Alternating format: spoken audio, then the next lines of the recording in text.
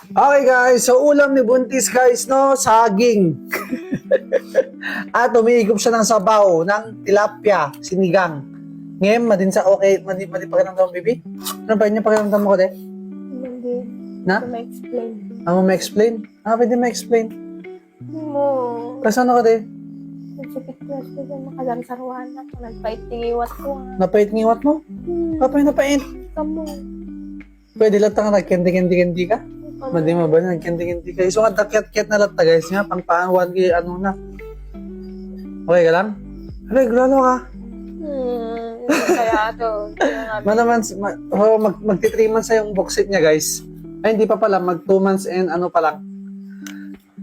Happy baby. Okay ka lang? Kaya tayo mo na yung baby. Agmay sa tantupay. Hindi ko. Na? Hindi. Apay!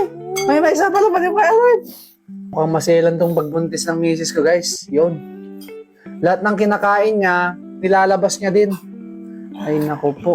So comment nga kayo guys kung sino sa inyo nakakaranas ng first mommy din. Nung yung mga masiselan dyan. Yung kinakain niya, isusuka niya rin. Ay nako po. Okay lang, B? Sabi ko, guys ko nga din maging okay. Saka i-share ko lang guys, pati na kahit angot sa ako.